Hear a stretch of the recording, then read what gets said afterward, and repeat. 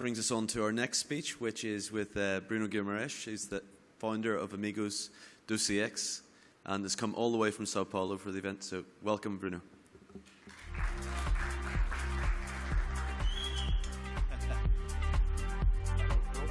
Hello, can you hear me? Good. It's a pleasure to be here. Like Mark said, I came all the way from Brazil, 14 hours flight. Yesterday was a little bit struggle in order to get the jet lag and the body settled, but today I believe that things are more control. So today the idea is to really bring some perspective from Brazil, what we're doing there, how things are maturity, some case studies, and show a little bit how the CX is evolving in our region. So, like I said, the idea today is to talk about Brazil. When Mark invited me to be here, he really wanted me to bring this perspective to see, okay, what we are doing there, what is happening in our region. And I would say that Brazil right now is kind of a spotlight when it comes to CX. There's a lot of conversation about it, but we're still missing some maturity, let's put it like this. But before we start, I just want to say, get a brief explanation who I am. So, like Mark said, I'm Bruno Guimaraes. I'm the founder of the biggest community in Brazil called Amigos Do CX, which means Friends of CX, that we started back in 2017. Besides the community, I'm also a CX strategist for Birdie AI, which is a SaaS platform that basically what we do is we orchestrate different sources of data in order to understand customer voice, what are the pain points, and transform all this information in outputs in order to help business to really take the right action, really focus on where the pain points are located and how this will really transform the business. So it's really connecting CX with business outcomes to really deliver what is best for the business. I also have a very unique project that I'm really proud of it, which is called What I Learned from CX, which is daily insights on LinkedIn, where I invite different voices from around the world in order to help set the tone of what is happening on CX all over the place. So at the end of each quarter, I release an ebook with the consolidation of all these insights, so we can share all this information, we can collaborate, and really spread the word when it comes to CX. So said that, let's get into what really matters, that is Brazil. So before we start, I just want to say, get the tone here of where Brazil stands. So Brazil is a really huge country. We'd say that is like almost like a continent because of the size. So we are, today we're like the 5th biggest country in the world. We have around approximately 2,016 million people. That was the data from last year, so we probably increased a little bit on that. We have a very young population, which that is a very great opportunity. So basically, around 24% of our population is below 25. So that will give us a lot of opportunity, a lot of time to really do a lot of things to really increase and really impact the economy. And we are very concentrated on the cities. We are a very urban kind of country. So again, a lot of business, putting a lot of effort in the economy to really step it up and really bring Brazil to a next level. Brazil is the biggest economy in Latin America, but we have some struggles like any other country, or we're still trying to build it up. But the good thing is for foreigners to invest in Brazil is a good thing, because our currency, if we compare to dollars, so $1 is almost 6 reais. So whenever you're bringing dollars into Brazil, things will start to become very cheap, and it's a great opportunity to really do business. Anyone ever been to Brazil here? Good. So I'll invite all of you to come to Brazil. There's a lot of great things to see. There's a lot of opportunities to work on, and CX-wise, there's also a great opportunity. So please come to Brazil, that we can do great things there. when we zoom into the customer perspective, we Brazilians, we are very friendly. We are always willing to help. We are very nice people, very warm people, Latino vibe. So that puts ourselves in a very emotional side of things as well. So we, like Chris told about Jeff Bezos' idea of the reviews, we Brazilians, we're using a lot of those reviews because we have a tendency to look to the side. Okay, if my friends are doing this, I should do it. If my friends are buying this, I probably should buy it as well. So we read a lot of reviews in order to understand what the customers are saying about specific product, about specific service. So we use a lot of this. We also like more personalization versus automation. So we have a lot of chat bots in Brazil, and I'll say 99% of them doesn't work. They are very poor. I don't know if the reality in other markets, but in Brazil, they are very poor. You can reach like to the second level, and that's all about it.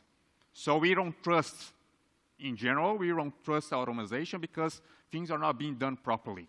So we always like to speak with an agent, to speak with someone in order to make sure that our problem is being solved. So again, connecting this to the emotional side, things makes a lot of sense. We are very heavy users from social media. So we are always connected. When we have a better experience, people will post, people will say online, people will tag the company, say, I had a problem, I tried to reach contact center, my problem wasn't solved, how can you solve my problem? And with this, people go online, people chat, people discuss, and people are really using social media, not only as an entertainment, but also to speak with companies in order to get what they really want, in order to have better experiences. And empathy always matters. Like emotional people, we like to be understood, to be heard. So that's what we're expecting when we ever call a contact center, when we ever is in a relationship with any company. Zooming down a little bit more, our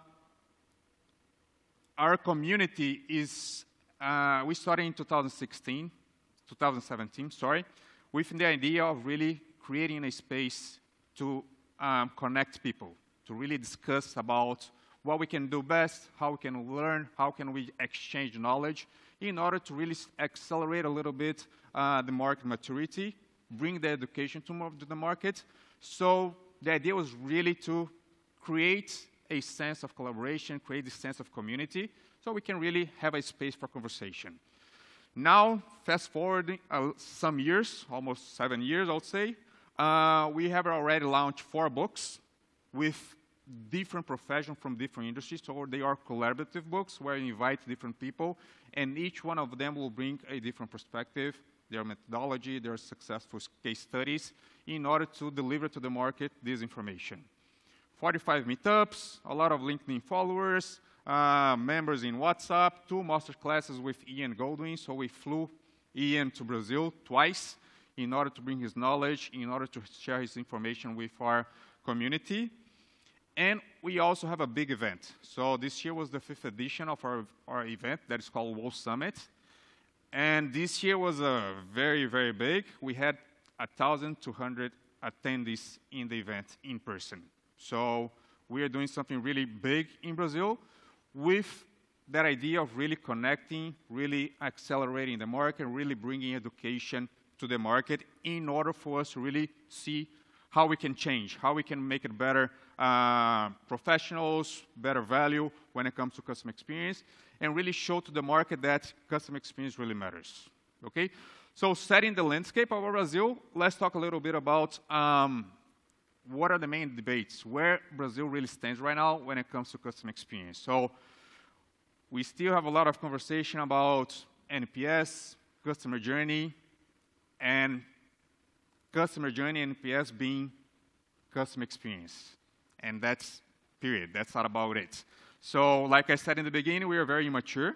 So we are trying to somehow figure out how we can help accelerate and how we can help the companies really understand how to take advantage of CX, how to prove the ROI of CX. Because today, I don't believe that we are there. So basically, we still have a lot of dependency on NPS. And the problem with this is not the dependency on the NPS itself, but it's using NPS as a vanity metric. So board members, C-levels, they are more focused on getting a big number, really getting the NPS until 90 points, 80 points, and really not understanding what is behind this number. So they don't care what's happening to their customer. They don't really care what's happening on the journey. They just really care about the number. So they're probably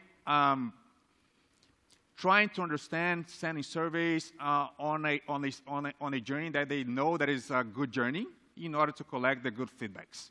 But at the end, the customer are really complaining, the customer really unsatisfied, the customer is really frustrated, but somehow they're cheering, they're celebrating because their NPS is on 90. So we need to stop, have these vanity metrics and really start to look, okay, what is behind the NPS? What is really happening with our customers? So we're starting to see some shifts. We're starting to see some serious professionals really putting the NPS and other metrics in the table to really understand, okay, what is happening here? It's not only about the NPS, not only about the number, but it's about what is happening behind. We also see a lot of disconnected metrics. So again, we are only looking to the NPS. So sometimes we are using even wrongly. So after a call on the contact center, we are using NPS, which is supposed to be a C set. They'll probably be better. But somehow, since we still struggling to understand, okay, what is the best use of NPS? How to use the NPS? It's a recommendation metric. It's not a satisfaction metric. But we still see a lot of confusion in our market and people using wrongly the NPS. And not only that, we are not connecting to the business. We are not connecting other metrics. So you're only having one side of the story. We are not having the full scope. So that gives space for a lot of the vanity metrics. And also another problem, we are connecting a lot of NPS to the bonuses of employees. Okay, if you reach your targets of NPS reaching 80%, then you get a bonus at the end of the quarter. So that's tied to one thing that it's really common to, after a service, you receive a call or you receive a message say, you're going to receive a survey. Please rate us with a 9 or 10, because that will help us. So again, they are not willing to understand what is happening, just they're only focused on the number. And again, digital versus human touch. Automation is really failing in Brazil. We're still trying to struggle and understand how we can do this better. So we need somehow to understand, okay, what is the next step? How can we use technology in our favor? How we can use AI in our favor? Because it's not only about cutting costs, because a lot of the chatbots was about, okay, I can add a chatbot and I can send away 1,000 employees because the chatbot can do the service. So it's not only about cutting costs, but it's really about understanding what this technology will help the company in order to leverage better experience and in order to really deliver more. So these are some challenges that we are facing right now because we are very under maturity right now. So we in the community, we as CX professionals, we are trying to somehow speed up this conversation to say, okay, it's not only about the number, it's about the pain points, it's about the struggles that the customers are really facing along the journey. It's about how we can connect customer journey, customer KPIs with business outcomes. Because at the end of the day, companies need to be profitable. It doesn't matter if the customer is happy, if he's not, he can be happy, but if he's not buying again, if he's not referring to a friend, it's not impacting the business. So how can we understand their voices, how we can really pin out their pain points, change that to make things better, to really impact the business. So how can we help our market to really take the next step, to really understand how we can use customer experience to our favor, bring the value. So one thing that we are starting to see a lot of discussion is, okay, I will invest in customer experience, but what is the outcome of this? How much this will bring back to the company? How much, if I create an initiative, if I change one journey, how much impact that will cause to my business? We still struggle to do this because the data in companies, they are still in silos. Companies are struggling to connect the information and to eliminate the silos. So each department is having one picture of the whole story. And if we only look into one side of things, we cannot see the whole. And we cannot understand where to invest and where to put our effort in order to change the experience. So we need somehow to find a ways to connect all this data, to connect all the teams, all the areas, in order to have the big picture and start to understand, okay, if I do this, the impact will do that. How to prioritize, where should I put my effort first? It's not only about frequency. Okay, if I have a high frequency on a specific complaint, should I treat that first? Maybe not. Maybe high frequency is not where is impacting more our business. So it's really understanding how we can use all this information, all this data that today we have there. All companies have a lot of data, but how we can structure that, organize that in order to understand, okay, I need to put my energy here because this is where we're going to impact the business. This is where we're going to really understand that the customer is really converting more, converting less, staying with us longer, or staying with us less time. So that will take us to go beyond the NPS. How can we correlate other metrics, business metrics, CSAT, SAS? Is understanding the full scope. Is really understanding where the problem is coming from. What are the main pain points? What is causing frustration? Where should we focus our energy in order to really take the next step and really make the difference? Ends up, how can you use this to have a holistic view? So whenever we start to eliminate the silos, we start to connect things, we start to connect departments, we're going to start to have the full picture. And whenever we have the full picture, it's easy to really take the next step. It's easier to really understand, okay, this pain point is causing a lot of customers to go away. This pain point is causing us to lose a lot of money. So it's here that we should focus our energy and really make sure that this process is lean so we can really bring this customer back, make him happy, make him purchase again, and increase his lifetime value. Okay, I want to bring some successful stories here about how some companies are doing great jobs in Brazil when it comes to customer experience, delivering great customer experiences. So the first one is about a fintech that her main objective was trying to reduce the contact rates because they were having a lot of people calling to the contact center, which was causing a lot of costs to serve for them. So first thing that we did was trying to understand what were the main reasons for the contacts. So we started to dig in with all the information, to dig in with all the data that we have in order to start to understand, okay, why people is calling us? What is going wrong? Why they're reaching to us? So we did a big list of main reasons. We found ranking of based on volume, the highest or the less. But after we did this first glaze of, okay, the main reasons of contact are this top 10, which of them are really impacting our business? Which of them is really opportunity for us to reduce costs, for have savings? So we came up with 4 main reasons. They were the most important ones in order for us to really focus on that and creating new initiatives in order to change and really see how this would impact the business. So the 4 of them was service unavailability, fraud validation, confusion during digital account activation, and balance update delays. And I'll get the spotlight here to fraud validation, which was the biggest reason of contact, which impacted most the business. So after we went through all this information, we understood what was happening, we started to create some initiative focused on these specific pain points.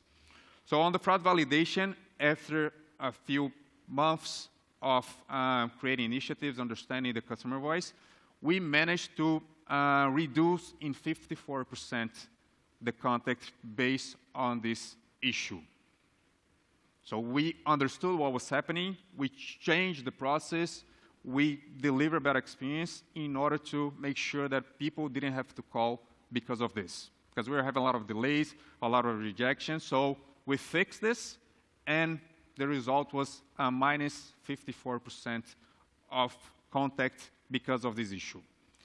And that impact us of savings less 210,000 on a monthly basis only because of this issue, because we reduce it. So when we put this to the long term, 1 year, 2 years, the savings is huge, and the customer is happy.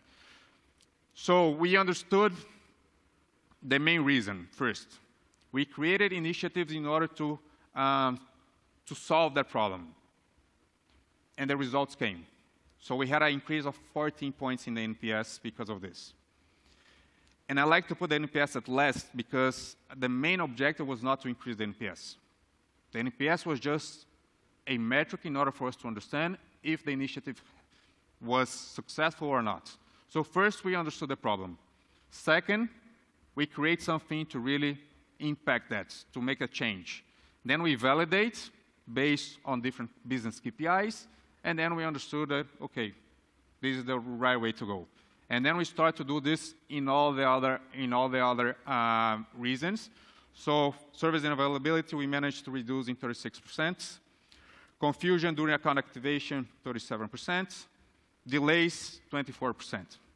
And that probably impacted the business as well in more savings because people were calling less our contact center, so we had less cost in serving our customer. And at the end of the day, the business was better, the customer happier, so probably generate a lot of more service business to this company. Another case study is also in the fintech business. So this company was really struggling to recover the debits. So there were a lot of clients with debits, and they were not paying, they were not renegotiating. So the company was losing a lot of money because of this. So again, so first we started to analyze the calls.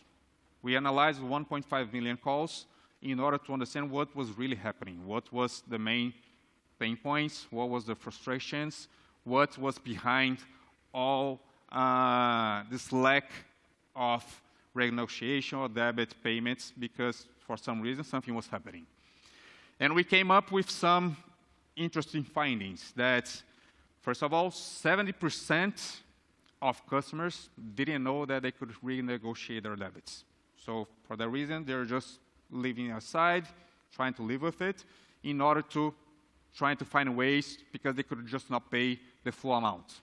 So understanding that, the company started to create new initiatives in order to understand, okay, based on the profile and the segmentation of each customer, we can offer some negotiation. We can offer better options for them to start paying, for them to start eliminate their debits and really helping the company bring this money back. So that was the first point. The second point, which is really interesting as well, 30% of customers that had the option to renegotiate it, they were not being offered. So the agent would call this client, say, okay, you have a debit with us, how do you want to pay? You need to pay, but they were not offering the renegotiation option. So customers just say, I don't have the money, I won't pay now, I'll see what I'm going to do. So based on these two information and based on all this analysis, we could understand where were the main gaps. And with that, we started to create new initiatives in order to start offering these customers negotiation, so they started to pay. So they started to understand that, okay, I have a debit, but I can pay in 10 years, 5 years. I have options to pay this, so I'll pay what I need to pay. And that brought to the company 30 million savings on a monthly basis because they could recover this debit based on this initiative. So again, first we understood what was the problem, then we create new initiatives, and then we start to get in contact with this customer in order to solve those issues and really bring this money back. And here I'm not talking about any experience KPIs. It's about the business. But at the end of the day, it's about experience. How we can deliver better experience for our customers, how we can offer them better service in order for them to be more connected, in order for them to be more close to us and really pay their debits and really continue with us.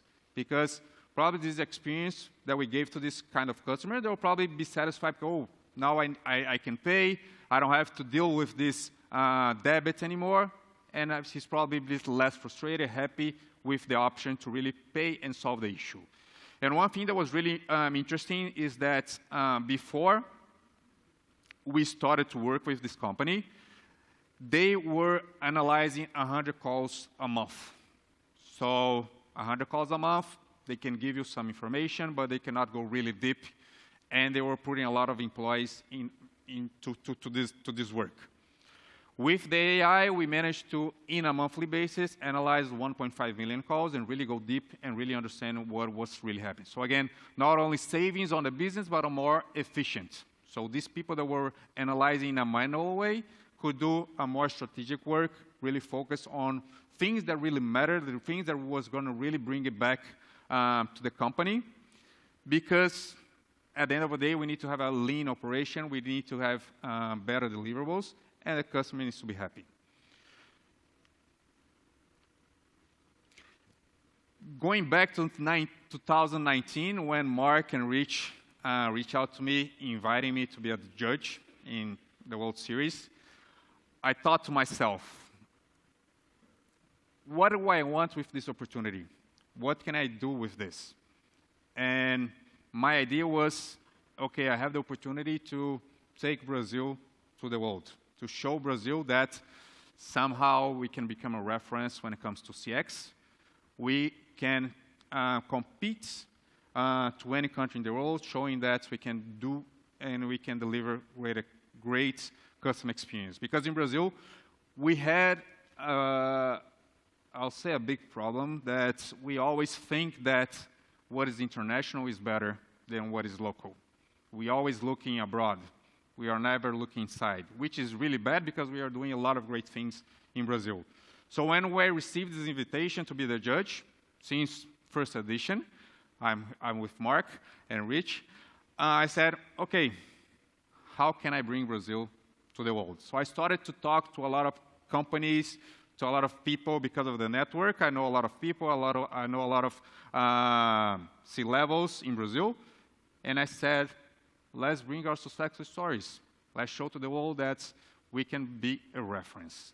And since then, we proudly received already 12 prizes. And we had around 26 entries in total since 2020. So I believe somehow we managed to put Brazil in the spotlight. And to be here today presenting Brazil to you guys, I think is just a wrap-up of all this purpose that I have in Brazil, that I'll continue to do it. But what's the idea here is really to bring some perspective of Brazil, to really invite you guys to come to Brazil and do business together, whatever you needed here. And I'm really satisfied and really happy to be here and really happy to share a little bit about our perspective with all of you. So it was about it. I will be here the full day to connect, to ask questions, and really to discuss whatever you guys needed. So thank you.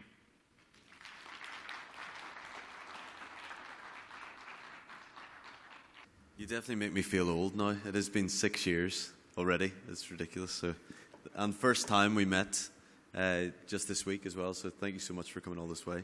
And I think there's going to be some celebrations hopefully tonight for our Brazilian contingent this year as well. So yeah, thanks again, Bruno. And